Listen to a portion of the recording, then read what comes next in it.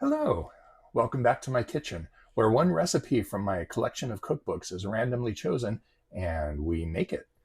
This week, something a little different, a cookbook that's not even for people. It's for my kitties. We're going to be making fish and nips.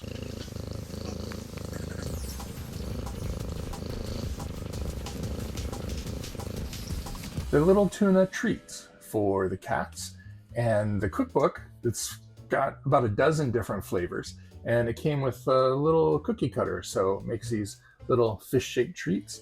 There's just a handful of ingredients that go into these treats. The dough itself is based off whole wheat flour with a little bit of cornmeal mixed in.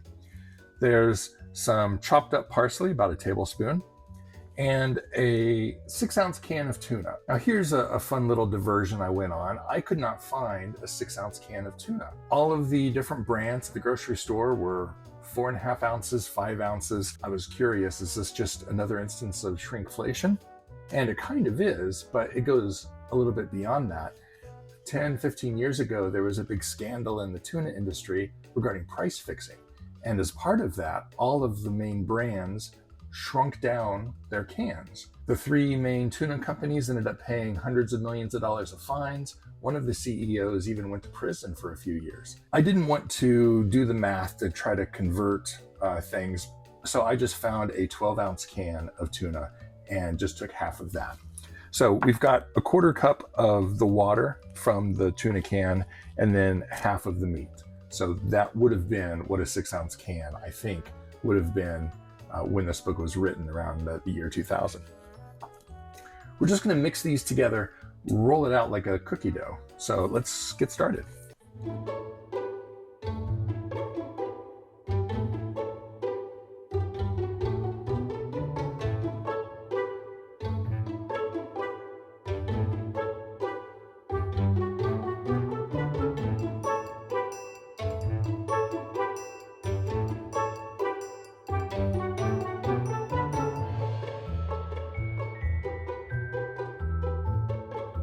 I'm going to dump it out on this board. So let's get rid of the glassware. And I'm just going to use my hands to knead the dough. Now this still feels a little wet to me, so I'm going to add just a bit more whole wheat flour to get it more of a cookie dough consistency. I want these to be crunchy when they're baked, so I think a little bit more flour will help.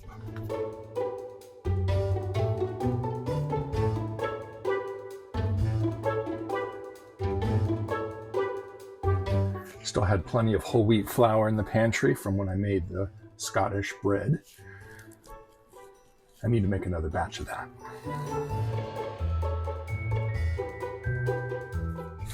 That's just about there, I think. A little bit more. We want to roll it out to a 1/4 inch thick. I forgot my tape measure, so I'm just going to eyeball it.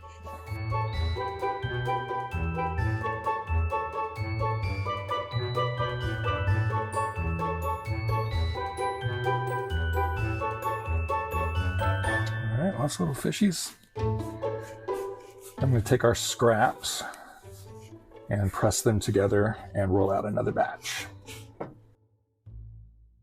The recipe said this would make about a dozen, but it looks to me like we're going to get quite a few more.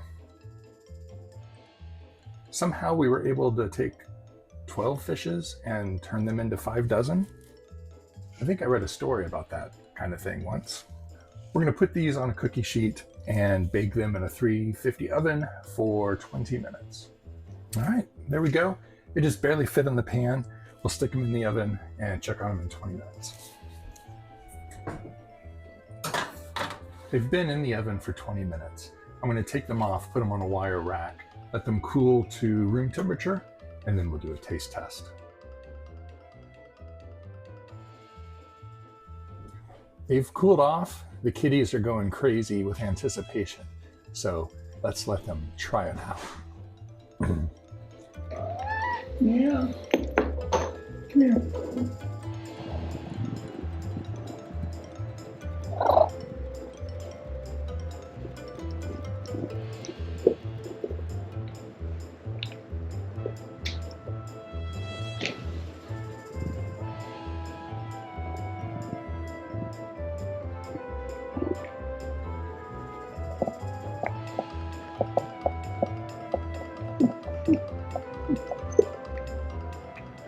And there we have it. Mixed reviews, maybe. One of the cats really enjoyed it, but he's a big fan of tuna to start with. The other one sniffed around, took a few nibbles, but kind of walked away. He does like his treats a little on the crunchy side. These were, some are crunchy, some are kind of in between. None of them are really soft. I wasn't all that careful when I rolled them out, so they're not all exactly the same thickness. I think tomorrow I will try to give him some of the more crunchy ones and see if he likes those a little better. The recipe said it was going to make a dozen, but we had 60. So we've got plenty for them to enjoy for the next few weeks. We can keep them in the refrigerator in an airtight container, Ziploc, or just some other container. It wants us to pull them out and bring them to room temperature before we give them to the cats. They were super simple to make, nice, easy to find ingredients. Really the only issue we had was with that 6-ounce can of tuna, something that they don't even make anymore. That demonstrates the perils of basing your recipes off specific container sizes, such as a packet or a 6-ounce can or what have you, because what's common in the stores as you write down the recipe might not be common in the years to come. I'll be making more of these from the book, I'm sure, especially the seafood related ones. That seems to be our cat's favorite. Also some of the chicken. So we'll give those a try. I'm glad you joined us as we tried something new. If you like the concept of randomly choosing recipes from my cookbooks, please like, subscribe, share the video. I'm really pleased with the growth the channel has shown in the last few months and look forward to doing a lot more of these. So tell your friends, and until next time, thanks again.